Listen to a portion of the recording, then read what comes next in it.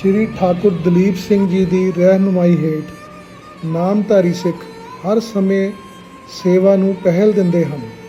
ਇਸੇ ਲੜੀ ਤਹਿਤ ਸੰਤ ਸਰਬਜੀਤ ਸਿੰਘ ਜੀ ਮੁਹਾਵੇ ਵਾਲੇ ਆਪਣੇ ਜਥੇ ਨਾਲ ਮਿਲ ਕੇ ਹੜ੍ਹਾਂ ਦੀ ਮਾਰ ਥੱਲੇ ਆਏ ਲੋਕਾਂ ਦੀ ਹਰ ਪ੍ਰਕਾਰ ਨਾਲ ਸਹਾਇਤਾ ਕਰ ਰਹੇ ਹਨ। ਇੰਨਾ ਹੀ ਨਹੀਂ, ਕਿਸਾਨਾਂ ਦੇ ਦਰਦ ਨੂੰ ਸਮਝਦਿਆਂ ਉਹਨਾਂ ਦੀਆਂ ਖਰਾਬ ਹੋਈਆਂ ਪੈਲੀਆਂ ਨੂੰ ਪੱਧਰ ਕਰਨ ਦੀ ਸੇਵਾ ਅਤੇ ਇਸੇ ਹੀ ਜਥੇ ਵੱਲੋਂ ਬੇਜ਼ੁਬਾਨ ਪਸ਼ੂਆਂ ਦੀ ਭੁੱਖ ਮਿਟਾਉਣ ਲਈ ਚਾਰਾ ਵੰਡਣ ਦੀ ਸੇਵਾ ਵੀ ਨਿਭਾਈ ਜਾ ਰਹੀ ਹੈ।